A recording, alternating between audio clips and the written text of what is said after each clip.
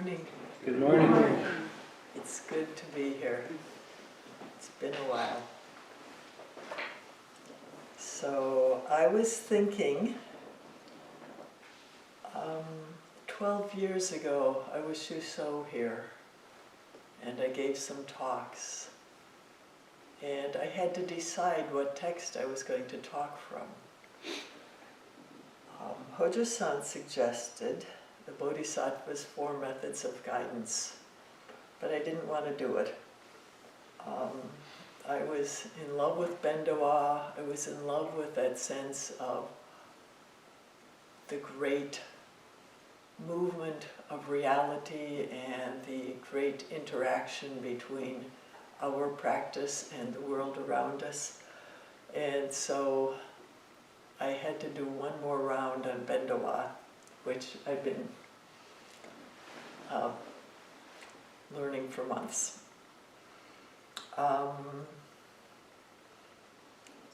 Now I'm interested in methods of guidance. I'm interested in Dogen's later teachings.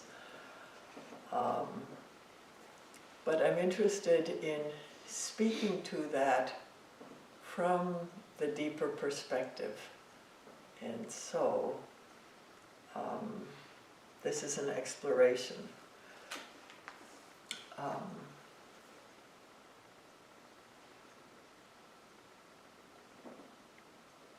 So first I want to talk about the way most of us were raised to think things our. And that's most of us who grew up in industrial civilization. Many of us grew up in a Christian church of a certain modern kind. And we grew up particularly with science and with consumerism and with a sense of separation between ourselves and the universe. That sense of separation is one of the things that Buddhism speaks to, and that I so needed. I think I had a personal need to deal with it because I felt it very deeply. And so I want to begin by talking about that from this, which it claims not to be a Buddhist book. It's called The Mushroom at the End of the World. And I'm just going to read a couple of paragraphs relating to what I just said from an anthropologist's perspective. It's titled Enabling Entanglements. Ever since the Enlightenment, Western philosophers have shown us a nature that is grand and universal, but also passive and mechanical. Nature was a backdrop and resource for the moral intentionality of man, which could tame and master nature.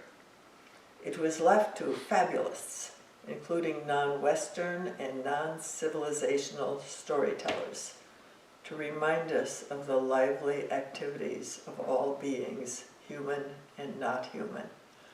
And I just have to note that what Europe calls the Enlightenment is the opposite of what Buddhism calls enlightenment. Shodo, what was the word before fabulous? It was left to fabulists. Fabulous being people who tell fabulous stories. Meaning non-rational stories, not to be respected. So, this is her opening to this book.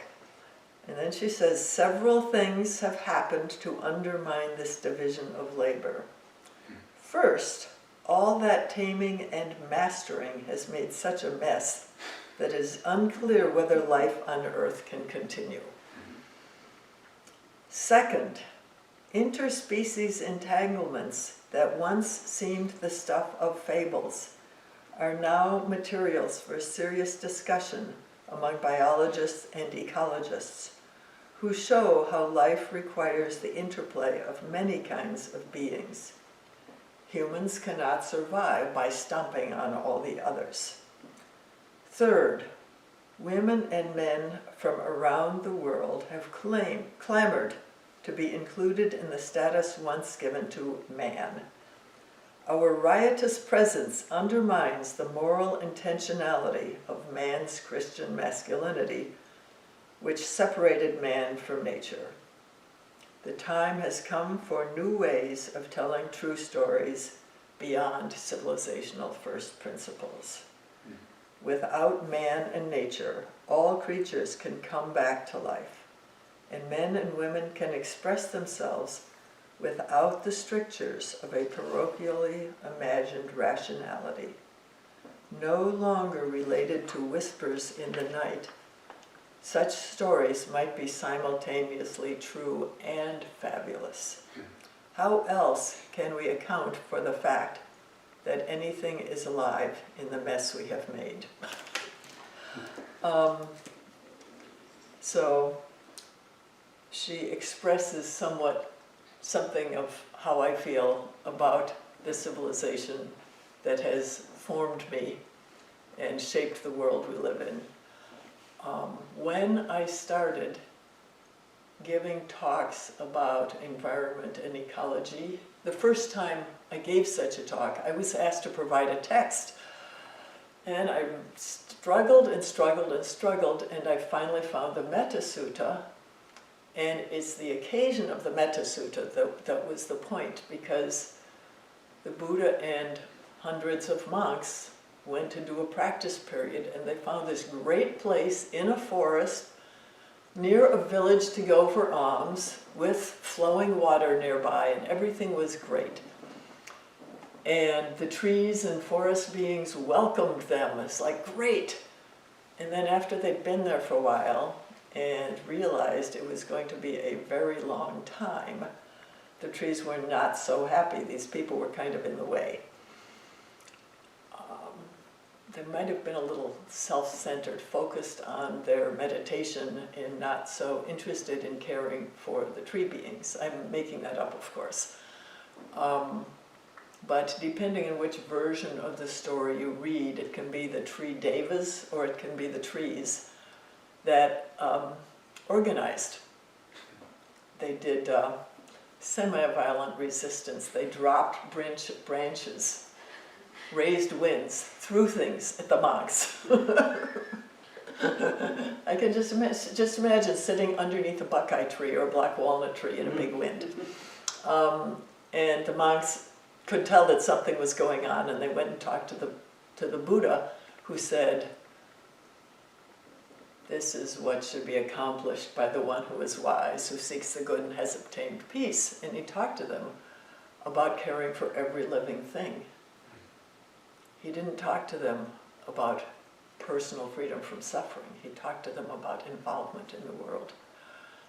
And what I want to mention about that story is that when I first heard it, it was like, oh, it's one of those fantasies, just like the Jataka tales, in which the Buddha is an animal of some kind, and animals talk and rocks talk and magical things happen. Years ago, I read a book, I think it was called Women of Wisdom. It was about the Tibetan Dakinis. And it was full of magical stories. And the woman who wrote the book, a modern Western woman, said, "We think these are fantasies, don't be so sure." Don't be so sure that there is no magic in the world. So we're in a tradition that doesn't talk about the magic. And I'm asking the question about maybe talking about it a little bit. During that time as Shodo, I gave the Buddha's birthday talk, and Hojo-san loaned me a biography of the Buddha, which was just fascinating because it described the culture from which the Buddha came. And ever since, it was egalitarian. It was beautiful. It was earth-based. It was like when you read about the people of Ladakh in the old days. It was like, oh, this is the kind of place I want to live. And the Buddha came from a society like that, moved right into the conquering Aryan civilization, adapted to it, blended it, spoke its language, and preserved this secret. All living beings, all sentient beings, is the secret in Buddhism that we say all the time, but what does it mean? Who's a sentient being? A long time ago, maybe the first time I heard Reb Anderson talk back at Minnesota Zen Center, he said, I'm a conservative, I don't think rocks are sentient beings. Well, I always kind of thought rocks were sentient beings. But it's like he says, I'm a conservative, so obviously there's room to think that rocks are sentient beings and drops of water and grains of earth. Not to mention, of course, is it 1,000 in every cubic inch of soil? Or is it 10,000? Is it sentient beings, or is it different sentient beings? Tiny sizes, you know. Is it inside our bodies? Half the mass of our bodies is made up of living beings that have apparently a separate consciousness and a separate identity. You know, bacteria and fungi, and we're full of little critters.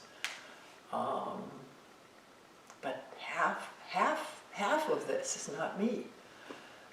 And so, as modern science studies, also as it studies how trees and mycelia interact with each other. So, if there's a stressor, the tree that is stressed will send out chemical signals through the mycelia, and the other trees around it will send support. They'll send carbon or whatever trees need. I have a layperson's understanding of this. And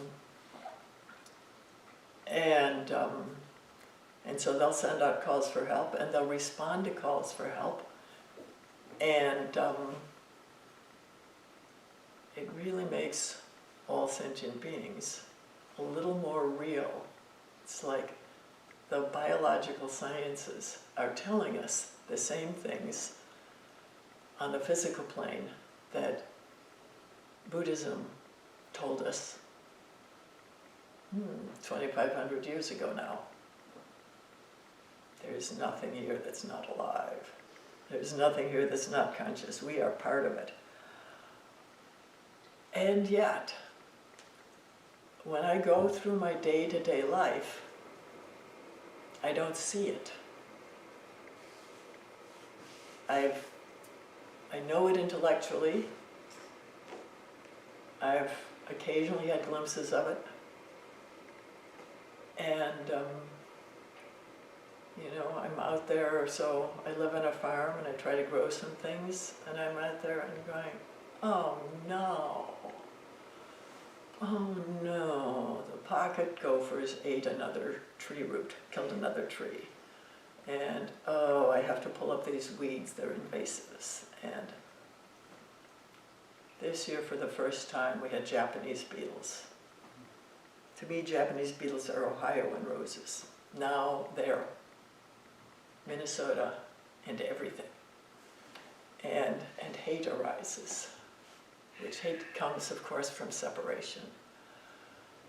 And, of course, there's also a kind of hate that comes from hearing stories. Stories of brutality done to families and children who are just trying to enter this land. Stories of people killed by police who weren't doing anything except being in the wrong place or being the wrong color.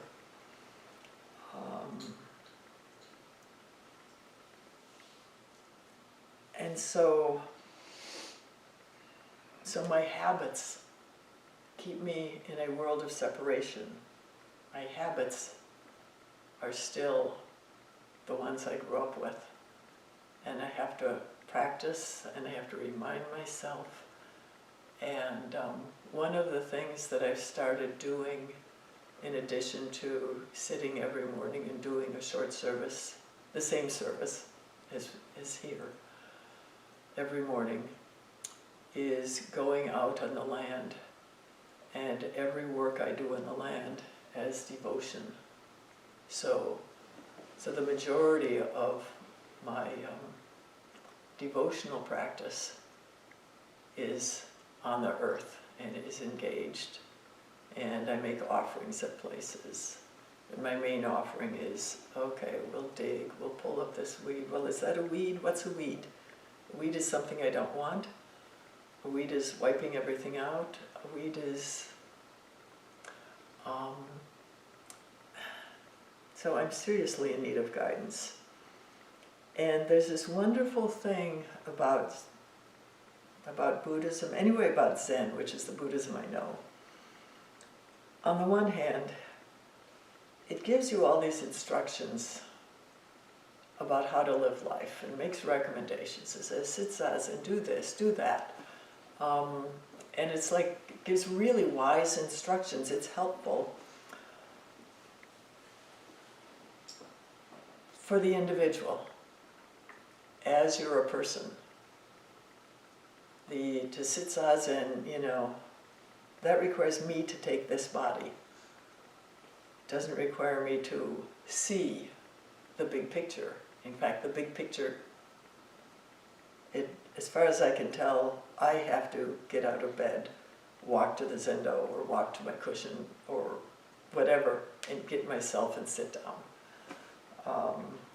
So the individual is really here, and yet, so there are teachings like that. And then there are the teachings that say, well, that's all ridiculous. The Diamond Sutra is the one that comes to mind first. It's like, if you think that there are beings to be saved, you're wrong. If you think this, you're wrong. If you think this, if you think that, it's all like pointing us to the ultimate. And so, other example, the 3 pure precepts, the original 3 pure precepts: do good, avoid evil, and keep your mind pure. Now, keep your mind pure doesn't mean don't think about sex. Keep your mind pure means don't be deluded into thinking there's good and evil. So we immediately have a contradictory instruction right away. Do good, avoid evil. Don't get caught in them. It's not actually contradictory, it's paradoxical.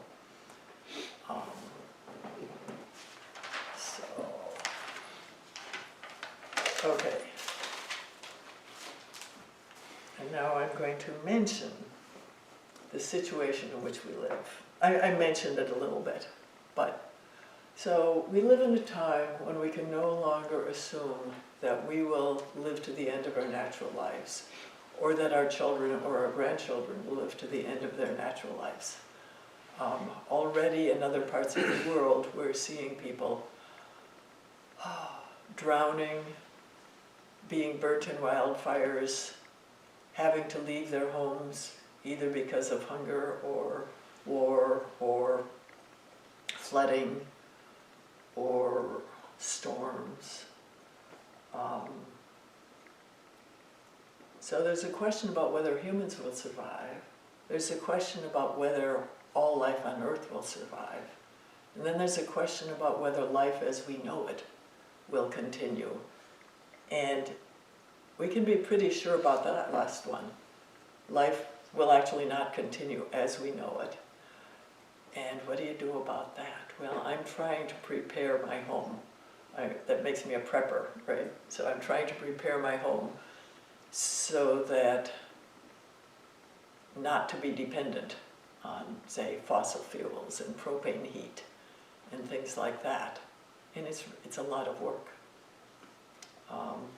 But I can do it gradually because I still have propane heat in a car and so forth.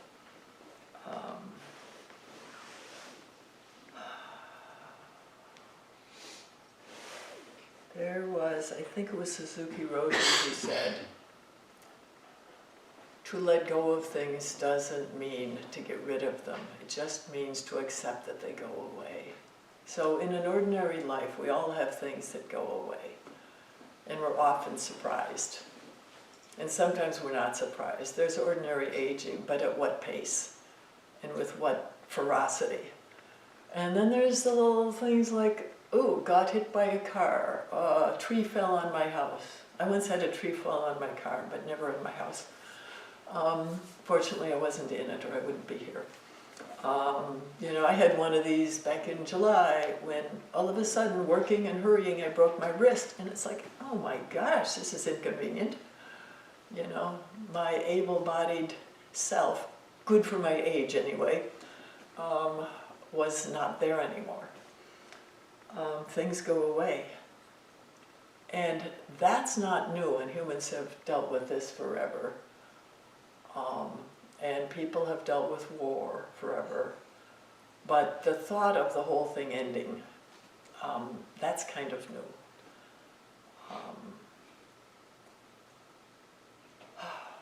The result is there's a lot of denial. There's increasing violence.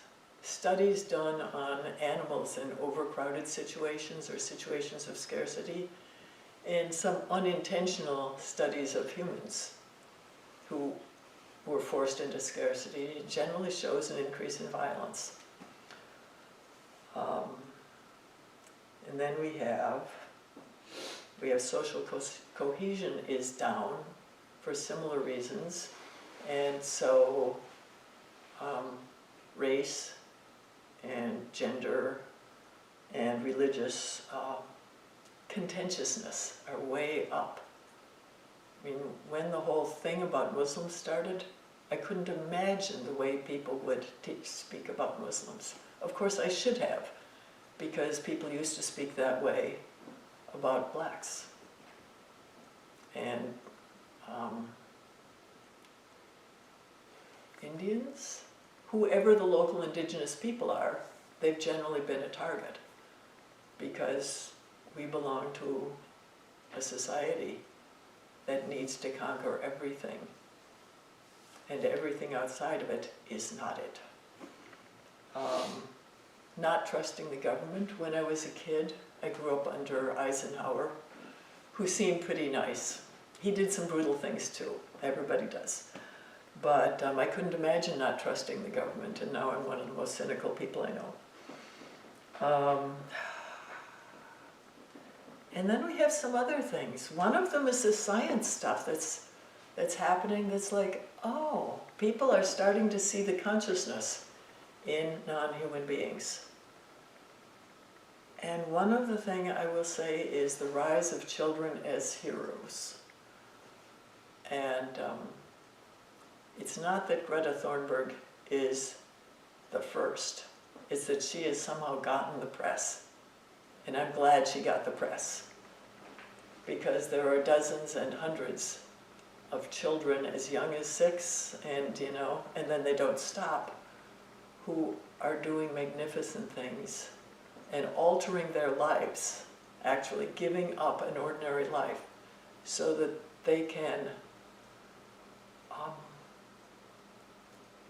they're trying to save the world in one way or another. And it's not only children, but right now they have the spotlight, and of course they have the best excuse because it's their lives that will be cut short.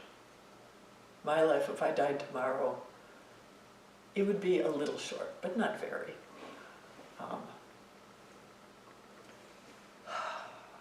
So here we are. I just summarized a whole lot of really painful things, which I'm guessing are not new, but it's common not to talk about them.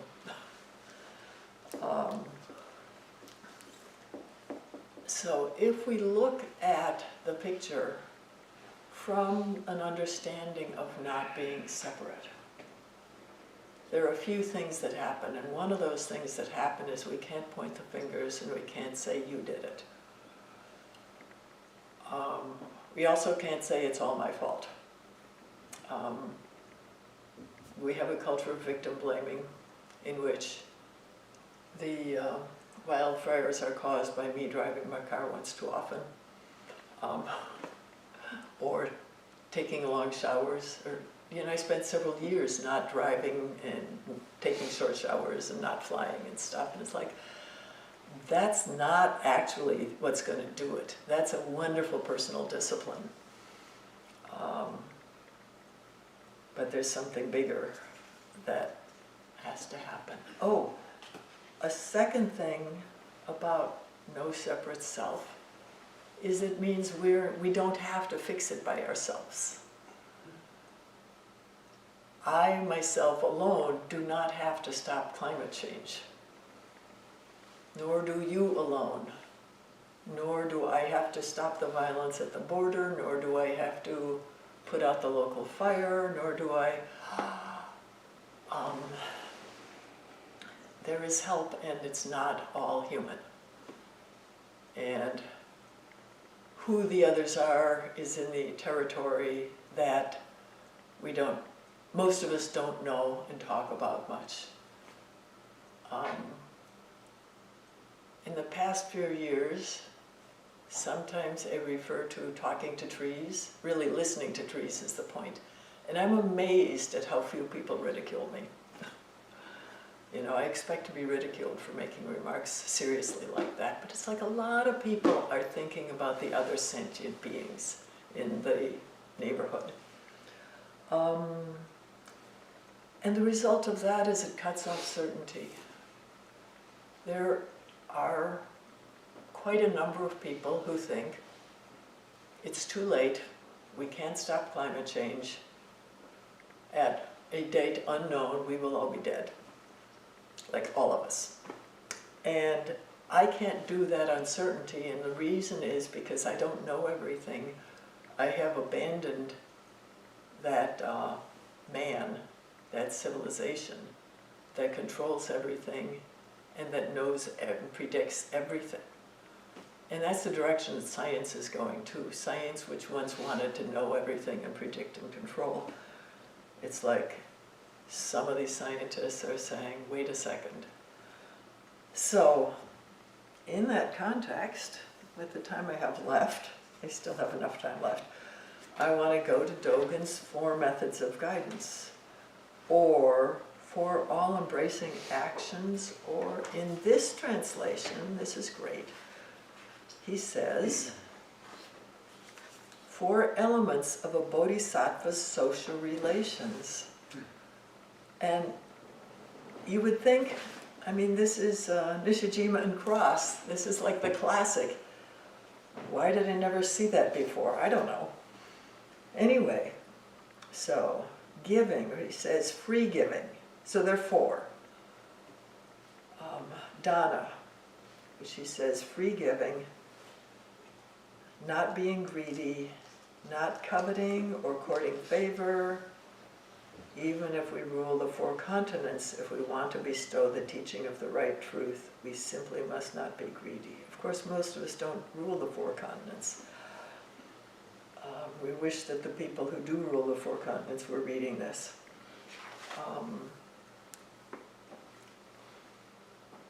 There's a Buddhist principle that even if things are not our own, this does not hinder our free giving. A gift is not to be hated for its small value, but its effect should be real. When we leave the truth to the truth, we attain the truth.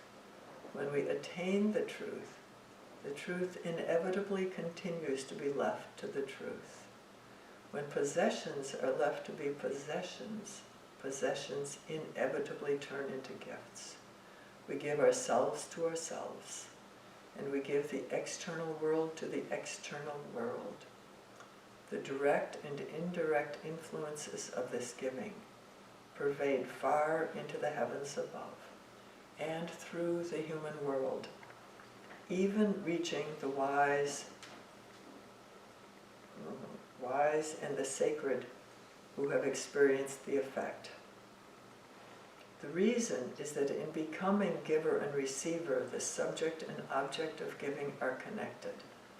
This is why the Buddha says, when a person who gives comes into an assembly, others admire that person from the beginning.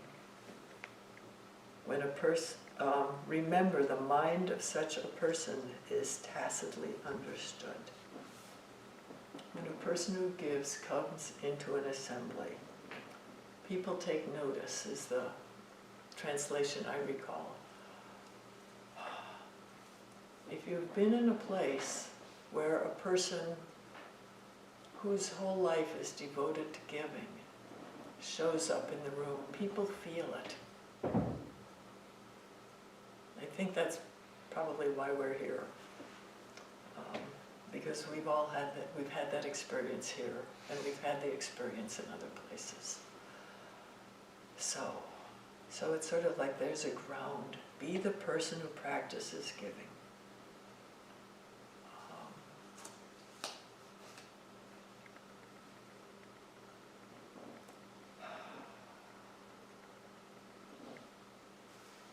Kind speech means when meeting living beings, first of all, to feel compassion for them and to offer caring and loving words. And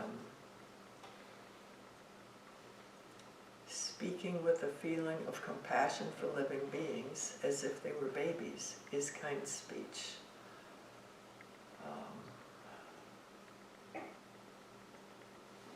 While the present body and life exist, we should enjoy kind speech, and we will not regress or deviate through many ages and many lives. Whether in defeating adversaries or in promoting harmony among gentlefolk, kind speech is fundamental. To hear kind speech spoken to us directly makes the face happy and the mind joyful. To hear kind speech indirectly etches an impression in the heart and in the soul. Remember, kind speech arises from a loving mind, and the seed of a loving mind is compassion. We should learn that kind speech has the power to turn around the heavens.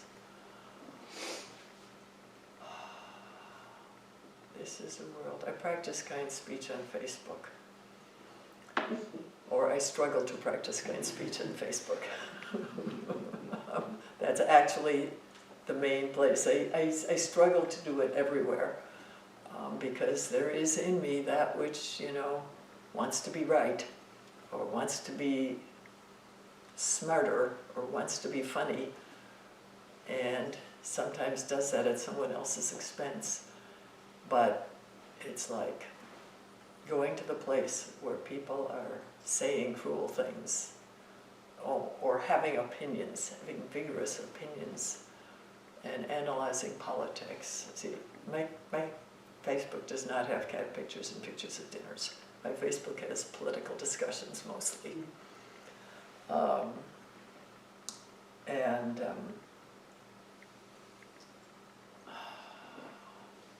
So wherever we are, we can practice kind speech. But the interesting thing was,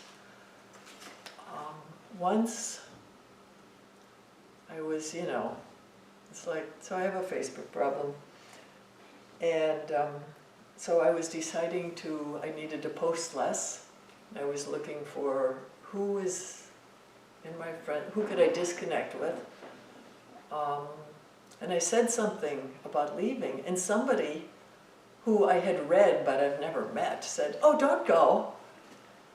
And some other people said, "Oh, the things you say are helpful," which means I am at least somewhat successful. I still every now and then say something that I think is kind speech, and somebody takes it as a criticism, they go, "Wow." And I'm really aware of the impact of that, and I really make an effort not to do it myself. But it's true in all of our lives. It's just like that's where my front lines are on speech, is this place where it's so safe to hurt people, so easy to hurt people. And yet, there's a kind of commons, and there's a kind of moderating and containing entertaining people. And so some people who act that way a lot get thrown out of groups. You know, it's like, okay, don't do that, don't do that, don't do that, goodbye. And that's an important thing. I wasn't thinking about this, but it's really important to know that collectively we do not have to be the victims of bullies. And that's how stopping bullying works on Facebook, but in every part of life. Part of kind speech is stopping bullies. I can't say much about how. We could discuss it. Cooperation means not being contrary. It means cooperation. The human Tathagata identified himself with humanity.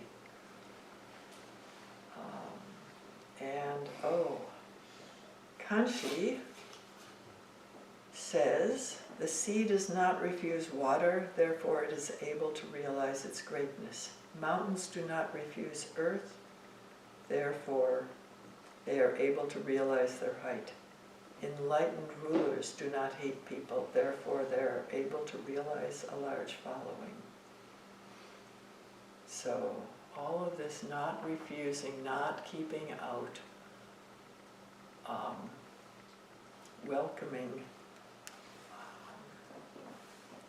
it's a principle.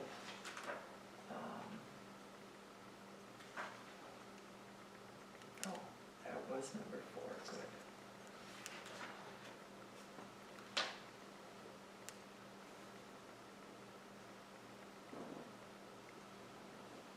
We should face all things only with gentle faces.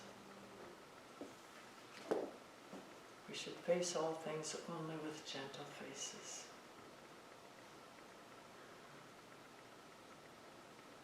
The temptation to, it's called analyze. And there is some need for analysis.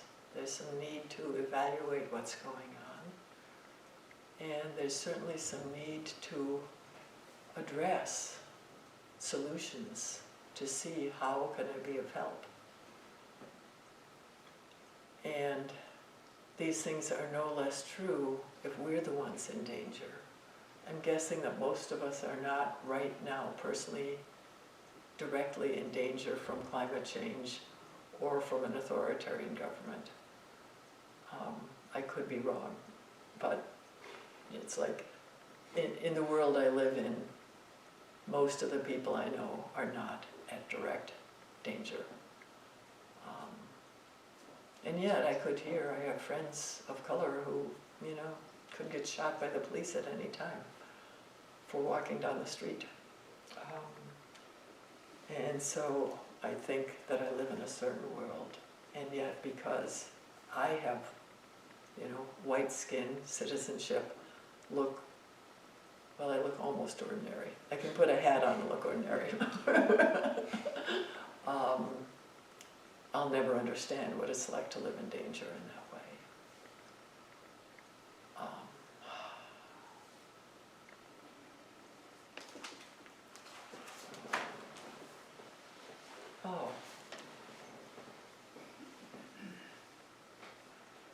So,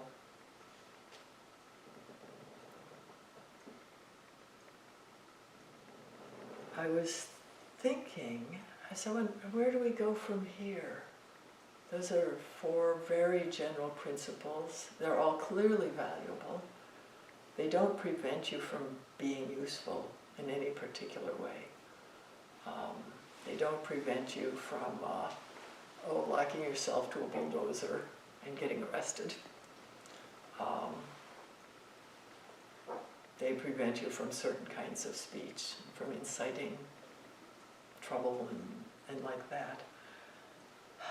So I made a little list of things that I see going on in the world in our time, and a little list of things that I've done, but I spent that time talking about right speech on Facebook. So I think I'm going to stop and invite conversation.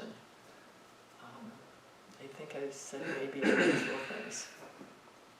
So, yes. I appreciate your talk today. about the environment. I consider myself an environmentalist. We live on some property, and I have 5 children. We're mostly conscious of like our trash and what we buy, and we think about if we buy something, where does it go? We're also vegetarian, to help with that. We do some things in our community, at the school to try to bring consciousness to the school, just about recycling and composting and that sort of thing. I have 2 daughters that are 13, and last week I was driving with them with some of their friends. We were going somewhere, and the conversation came up that they felt they didn't know if they were going to be able to live a full life, and if they were going to have children, and so if they even wanted to have children to bring into this world. So there is that. They're conscious of it because they see the news. They know why we're doing these environmental acts. And talking about the oceans and all of this. And I wasn't sure how to react to that. And maybe it was my not being able to sit with them feeling that despair. But I felt like I needed to inspire. And so what I said to them was, oh no, we're going to fight this. We're going to keep doing the things that we're doing. We're going to come together because there's more people that believe that we have to have this movement than don't believe it.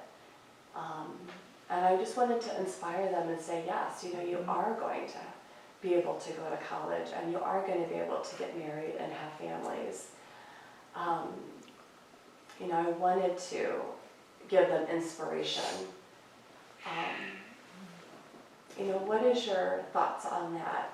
On how to talk to my children about this? My grandchildren are in their teens, but we're not talking about it yet because I'm looking for ways to be gentle. If one of them ever says something to me, I'll be ready. But I read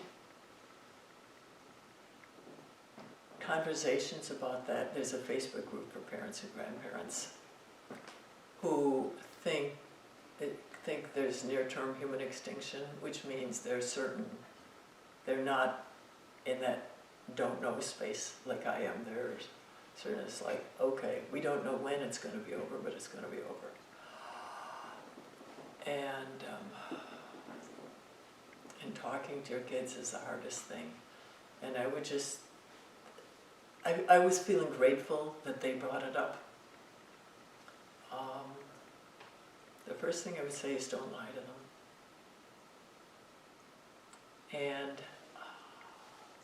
And the best antidote for despair is action. And so they might want to go on marches. They might want to start organizations. They might, I don't know their personalities or anything. But the children who have become leaders in the climate movement have been people whose parents supported them. And it's been going on for a very long time.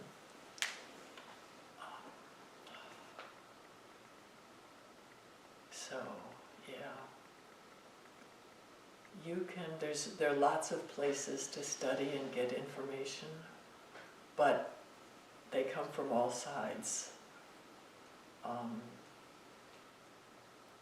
The group Positive Deep Adaptation it's actually what I expressed. It's like pretty sure that our way of life is going to change.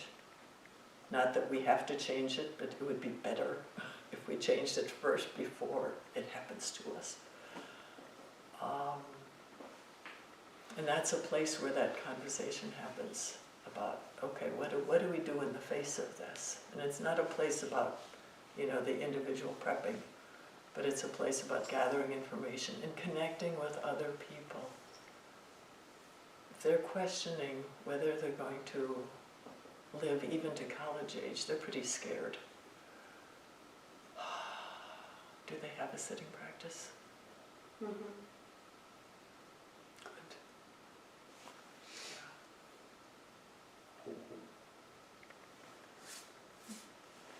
I just wanted to add that I don't have little children, but I have very young college students who have decided not to have children. So anytime if I speak with them and when they see that I care, they get so excited because they have such little faith in others. Yeah. What makes me happy but also incredibly sad. No. I produced eco reports for the local radio for 4 years. And most of my art is situated in nature. And when I was working with my producers then, I was always trying to tell her that we should include one happy story. If we always tell just all the bad things, people are not going to be inspired to act. Yeah. Empowerment isn't the action. So she would fight me on it, but I would sneak one in. Okay, so when you were doing the radio show. Yeah. Yeah, it's like you have to see success somewhere. It just beats you down. I wanted to offer a different response to the children. Teenagers, particularly young children, are not necessarily keen on looking inward. However, that kind of situation seems to me to be ideal for asking some version of, what's it like for you to think that you may not have children, you may not have a family, you may not go to college, so that there's an opening for whatever is going on inside. And I'm hoping that that conversation could lead to, what can we do? Or what do you want to do about this? So that the despair, the hurt has a place in their mother's heart and mind. And that she's not coming in to fix it and tell us what to do, but that she joins us, and from that place we create direction, movement, action.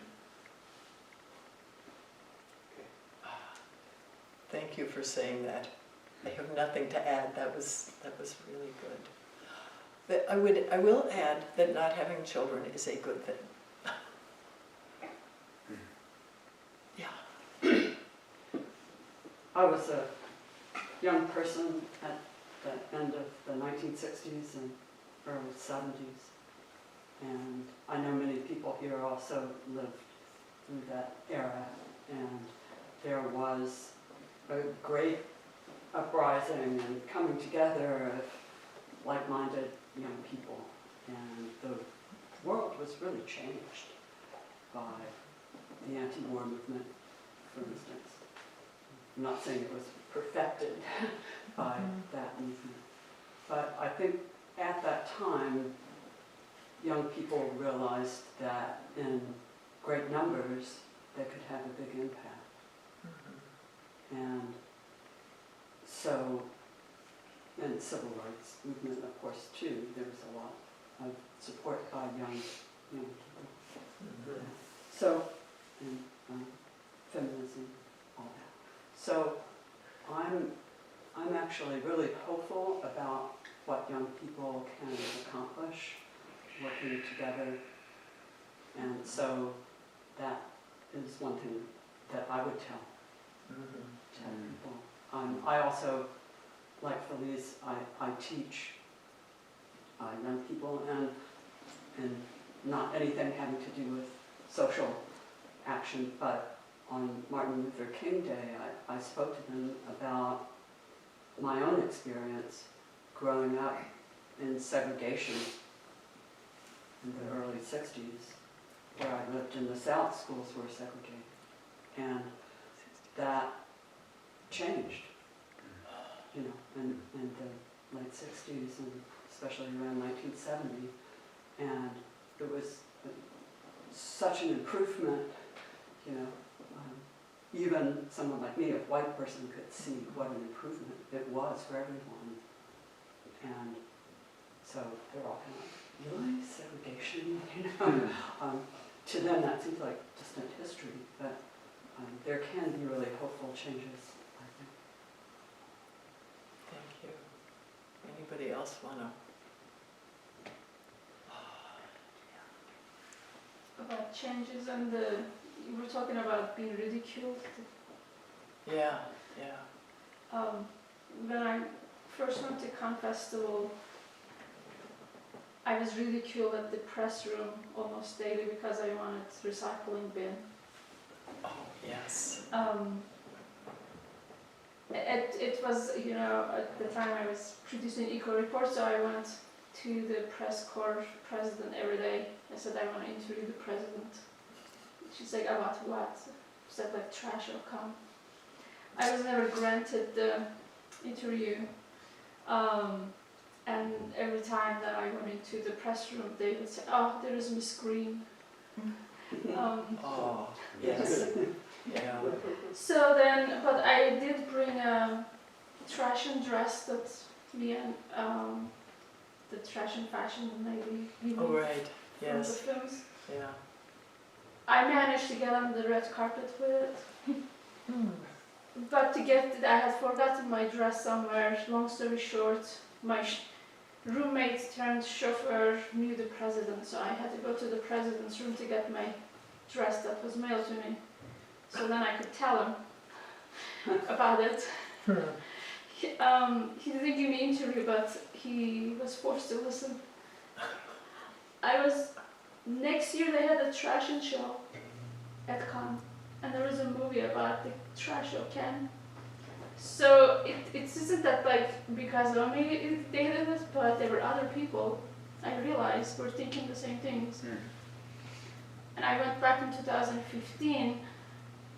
When I entered, they were all clapped because they switched to digital printing rather than, and then they had recycling bins. Nice. Persistence. I mean, I didn't know if it was going to work, but I had nothing to lose. So. Right, yeah. That's a lovely story. And it is, I mean, lots of us have experienced that ridicule for one thing or another in which we don't go along with the crowd.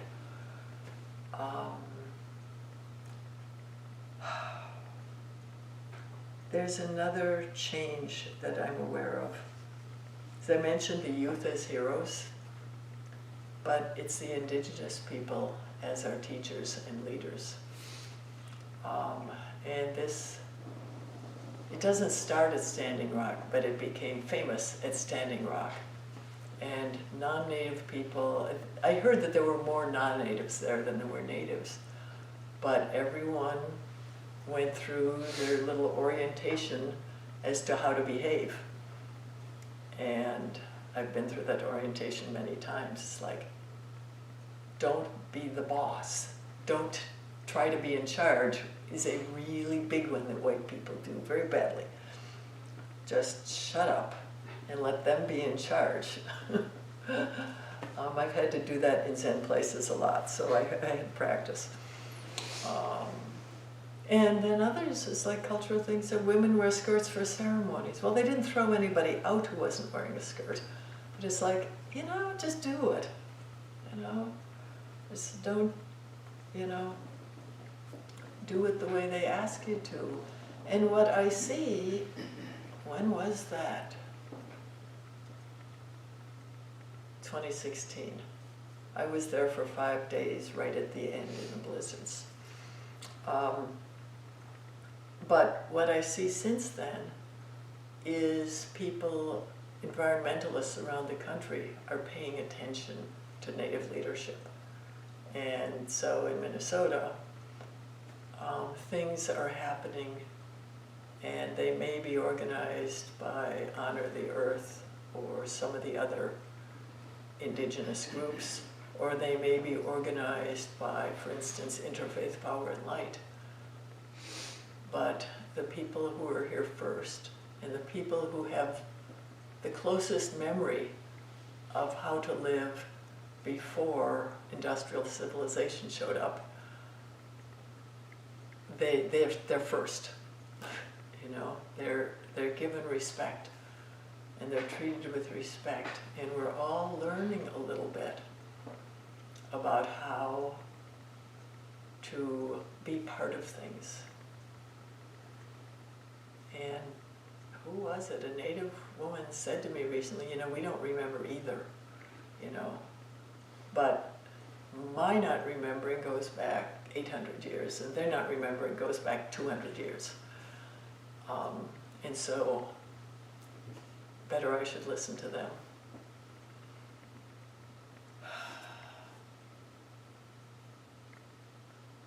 Oh, yeah.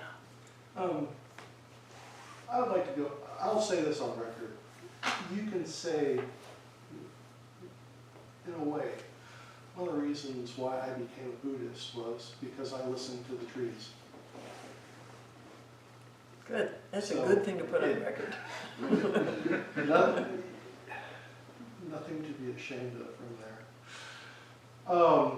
One of the things that I'm learning now, or one of the things that I sit with, is the subtle term between individual and universal.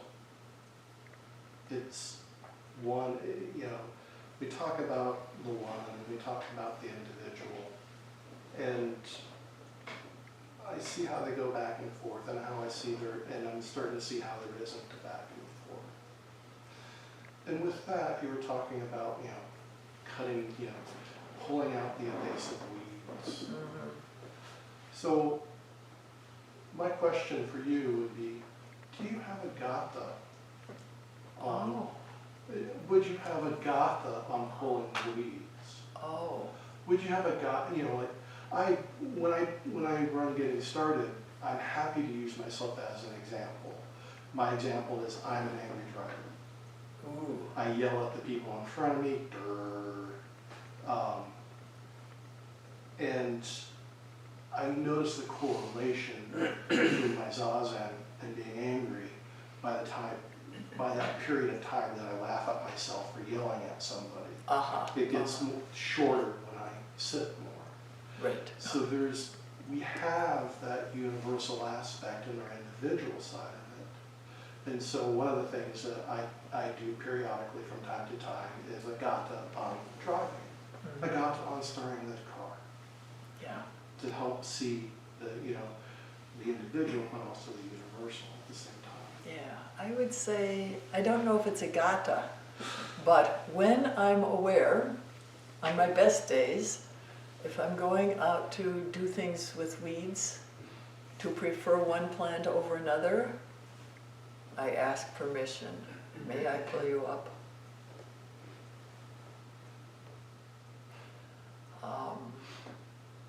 And sometimes you can feel the permission. It's like some weeds, they just won't come.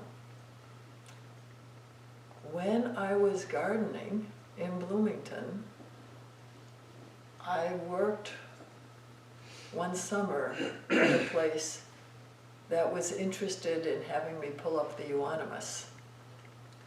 To which I said, job security. And so I had my tools, and I would dig, and I would add water to make the soil softer, and I would think about what I was doing, and I was really aware that I was pulling up a plant. I was interfering with a living being. And so I started sending. The energy I found myself sending was the energy of releasing clinging. And of course, you need to get the roots out completely. And so I would send it